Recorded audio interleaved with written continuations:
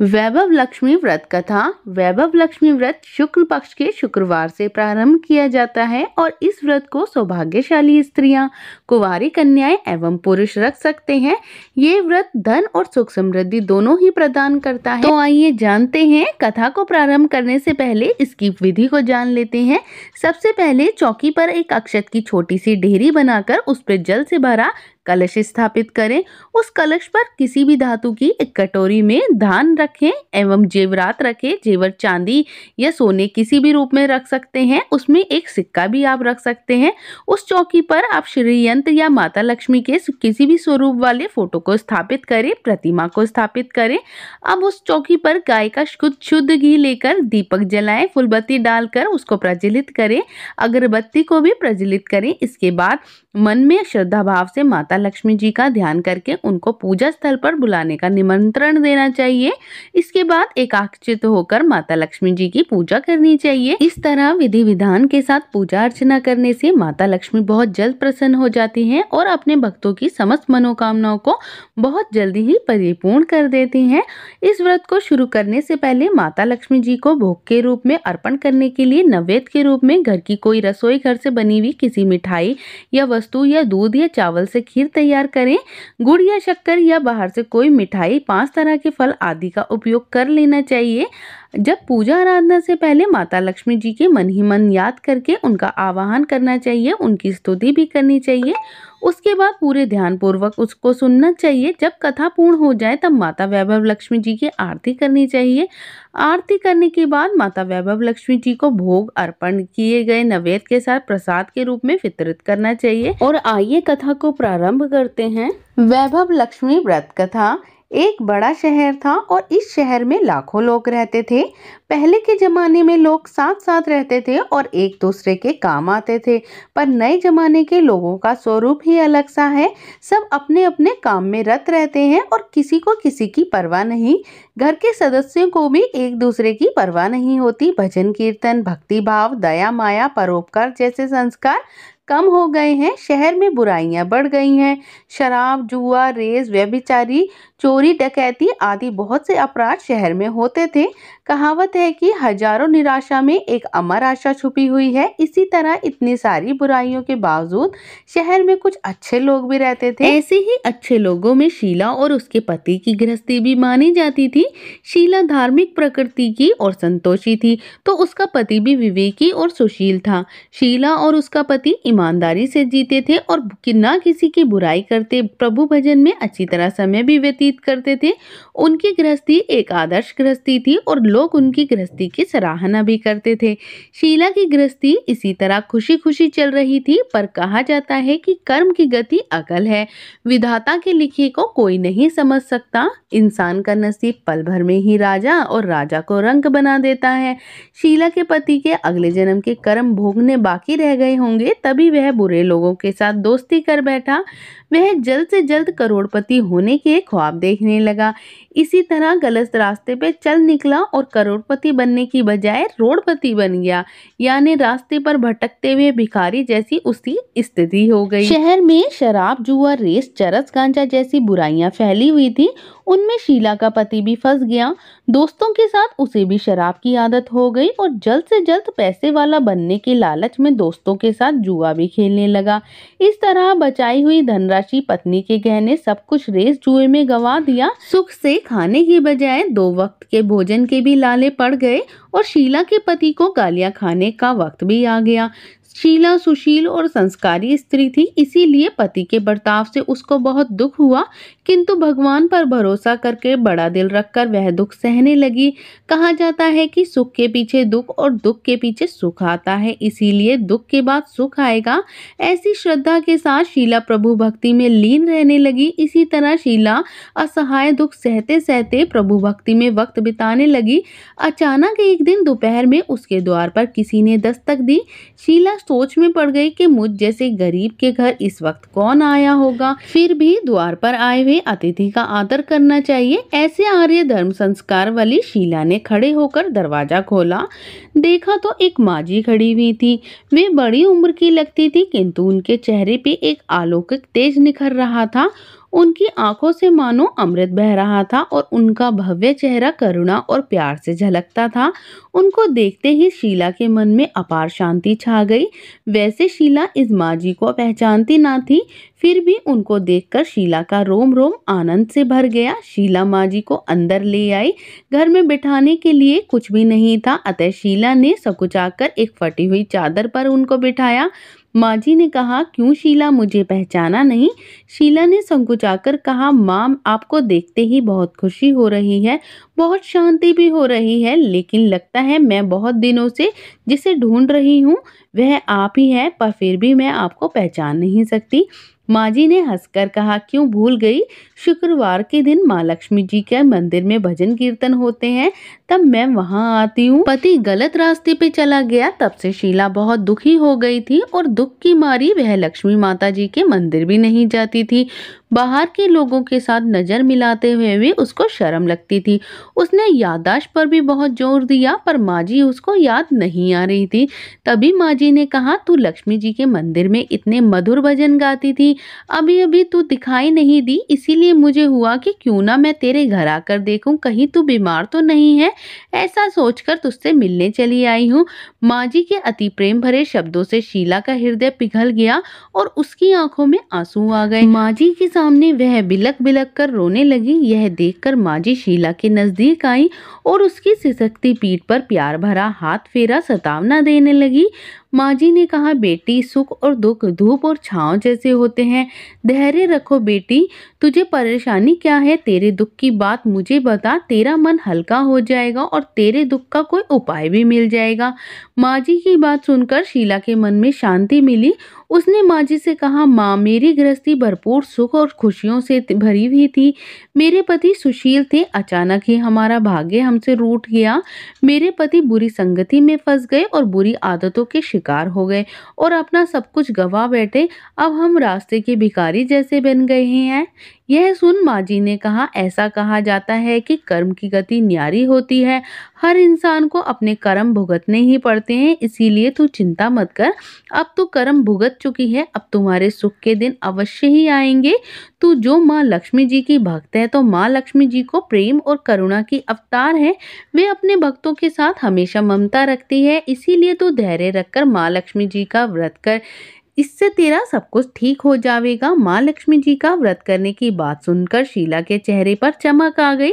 उसने पूछा, माँ लक्ष्मी जी का व्रत कैसे किया जाता है? वह मुझे समझाए, मैं इस व्रत को अवश्य ही करूंगी। माँ जी ने कहा, बेटी, माँ लक्ष्मी व्रत वैसे तो बहुत सरल है और इसे वैभव लक्ष्मी व्रत या वरलक्ष्मी व्रत भी कहा जाता है। यह व्रत करने से सब मनोकामनाएं पूर्ण होती हैं और सुख समृद्धि यश की प्राप्ति होती है। ऐसा कहकर माँ जी वैभव लक्ष्मी व्रत की विधि कहने लगी। बेटी, वैभव लक्ष्मी व्रत वैसे तो बहुत सीधा साधा व्रत है, किंतु कई लोग इसे गलत तरीके से करते हैं, अतः इसीलिए इसका फल भी नहीं मिल पाता। कई लोग कहते हैं कि सोने के गहने में हल्दी कुमकुम की पूजा करो और व्रत हो गया, पर ऐसा नहीं है। कोई भी व्रत शास्त्रीय विधि से ही करना चाहिए, तभी उसका पूरा फल मिलता है। सच्ची बात यह है कि सोने के गहनों का विधि से पूजन करना चाहिए। व्रत का उद्यापन विधि भी शास्त्रीय विधि से ही करना चाहिए। यह व्रत शुक्रवार को करना चाहिए और प्रातःकाल स्नान करके स्वच्छ कपड़े पहनो। सारा दिन जय माँ लक्ष्मी का रटन करते रहो, किसी की भी चुगली नहीं करनी चाहिए और शाम को पूर्व दिशा में मुंह करके आसन पर बैठ जाओ। सामने पाटा रखकर उस पर रुमाल रखो और रुमाल पर चावल का छोटा सा ढेर करो। उस ढेर पर पानी से भरा हुआ तांबे का कलश रखो। कलश पर एक कटोरी रखो, उस कटोरी में एक सोने का गहना रखो। सोने का ना हो तो चांदी का भी चलेगा और चांदी का भी ना हो तो एक नगद रुपया भी चलेगा। बाद में घी का दीपक जलाकर उस पर अगरबत्ती सुलगा कर रखो। माँ लक्ष्मी जी के बहुत से स्वरूप हैं और माँ लक्ष्मी जी को श्री यंत्र अति प्रिय है, अतः माँ वैभव लक्ष्मी जी का पूजन विधि करते समय सर्वप्रथम श्री यंत्र और लक्ष्मी जी के विविध स्वरूपों को सच्चे दिल से दर्शन करो। उसके बाद लक्ष्मी स्वतन का पाठ करो। बाद में कटोरी में रखे हुए गहने या रुपए, हल्दी, चंदन, कुमकुम आदि चढ़ाकर लाल रंग के पुष्पों को चढ़ाओ। शाम को कोई मीठी चीज बनाकर उसका प्रसाद रखो। ना हो सके तो शक्कर या गुड़ भी चल सकता है। फिर आरती करके 11 बार सच्चे हृदय से जय मां लक्ष्मी बोलो। बाद में 11 या 21 शुक्रवार व्रत करने का दृढ़ संकल्प करके माँ के सामने करो। आपकी जो भी मनोकामना है वह पूरी करने के लिए माँ लक्ष्मी जी से विनती करो। फिर माँ का प्रसाद बांट दो और थोड़ा प्रसाद अपने लिए भी रख लो। अगर आप में शक्ति है तो सारा दिन उपवास रखो, सिर्फ प्रसाद को खाकर ही शुक्रवार का व्रत करो। ना शक्ति हो तो एक बार शाम के समय आप भोजन ग्रहण कर सकते हैं। अगर यदि थोड़ी भी शक्ति नहीं है तो आप 2 बार भी भोजन कर सकते हैं। बाद में कटोरी में रखा हुआ गहना या रुपया जो भी है आप उसे ले लें। कलश का पानी तुलसी या क्यारी में डाल दें। चावल पक्षियों को डाल दें। इसी तरह शास्त्रीय विधि के साथ व्रत करने से इसका पूरा फल अवश्य मिलता है। इस व्रत के प्रभाव से सब प्रकार की विपत्ति दूर होकर आदमी माला माल हो जाता है। संतान न हो तो संतान प्राप्ति होती है। सौभाग्यवती स्त्री का सौभाग्य अखंड रहता है। कुंवारी लड़की को मनभावन पति मिलता है। शीला यह सुनकर आनंदित हो गई और फिर पूछा, माँ, आपने जो वैभव लक्ष्मी व्रत की शास्त्रीय विधि बताई है वैसे मैं उसे अवश्य ही करूंगी, किंतु कृपया करके इसकी उद्यापन विधि भी किस तरह करनी है यह भी मुझे बताइए।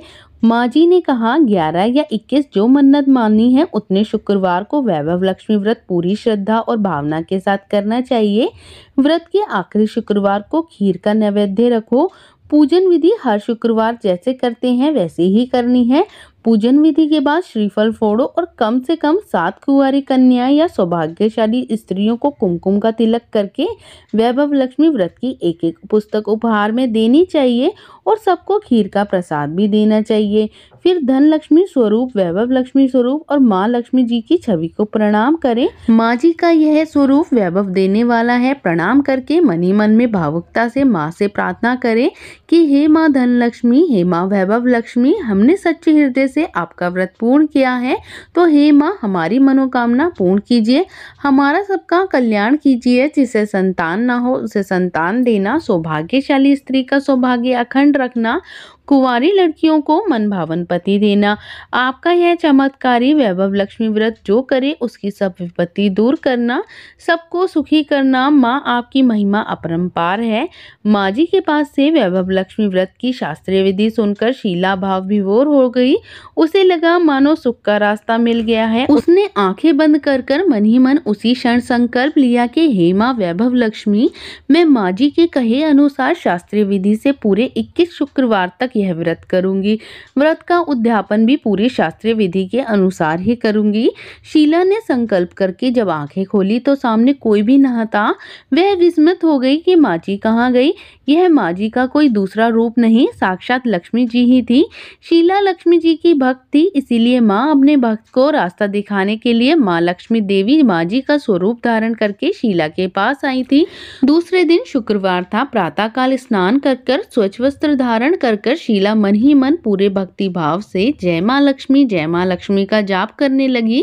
सारा दिन किसी की चुगली भी नहीं की और शाम हुई तो हाथ मुंह धोकर शीला पूर्व दिशा में मुख कर बैठ गई। घर में पहले तो सोने और चांदी के बहुत से गहने थे, परंतु पति के गलत रास्ते पर चलकर उसने सब गिरवी रख दिए थे। पर नाक की कील बच गई थी तो नाक की कील निकाल कर उसे धोकर शीला ने कटोरी में रख दिया।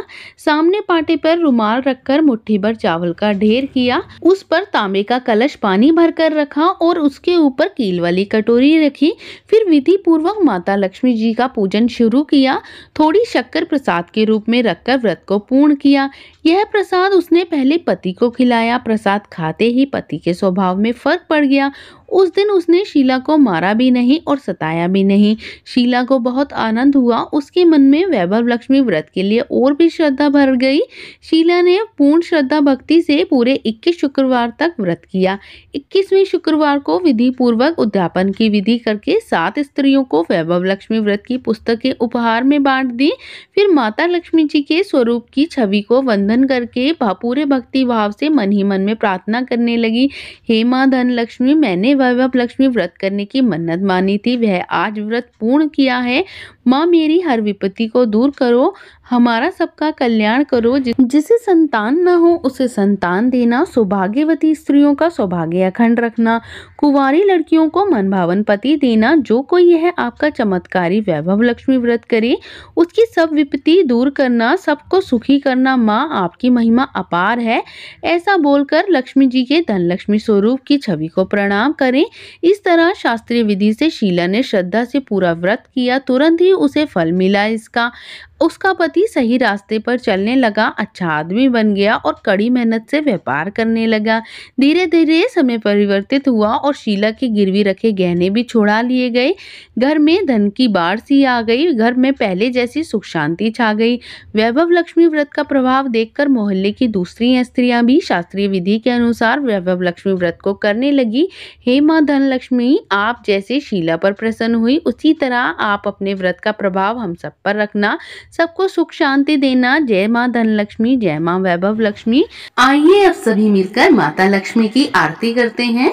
ओम जय लक्ष्मी माता मैया, जय लक्ष्मी माता, तुमको निस दिन ध्यावत, तुमको निस दिन ध्यावत, हर विष्णु विधाता। ओम जय लक्ष्मी माता। उमा रमा ब्रह्माणी तुम ही जग माता, मैया तुम ही जग माता। सूर्य चंद्रमा ध्यावत, नारद ऋषि गाता। ओम जय लक्ष्मी माता। दुर्गा रूप निरंजनी सुख संपत्ति दाता, मैया सुख संपत्ति दाता। जो कोई तुमको ध्यावत, जो कोई तुमको ध्यावत, रिद्धि सिद्धि धन पाता। ओम जय लक्ष्मी माता। तुम पाताल निवासनी, तुम ही शुभ दाता, मैया तुम ही शुभ दाता। क्रम प्रभाव प्रकाशनी, भव निधि दाता। ओम जय लक्ष्मी माता। जिस घर में तुम रहती सब सद्गुण आता, मैया सब सद्गुण आता। सब संभव हो जाता, मन नहीं घबराता। ओम जय लक्ष्मी माता। तुम बिन यज्ञ न होवे, वस्त्र न कोई पाता, मैया वस्त्र न कोई पाता। खान पान का वैभव, खान पान का वैभव, सब तुमसे आता। ओम जय लक्ष्मी माता। शुभ गुण मंदिर सुंदर, शीर निधि जाता। रतन चतुर्दश तुम बिन कोई नहीं पाता। ओम जय लक्ष्मी माता। महालक्ष्मी जी की आरती जो कोई नर गाता, उर आनंद समाता, पाप उतर जाता। ओम जय लक्ष्मी माता। ओम जय लक्ष्मी माता मैया, ओम जय लक्ष्मी माता। बोलो लक्ष्मी माँ की जय। जय माँ वैभव लक्ष्मी की जय। माँ धन लक्ष्मी की। सभी की मनोकामना पूरी करने वाली माता आपकी सदा ही जय हो।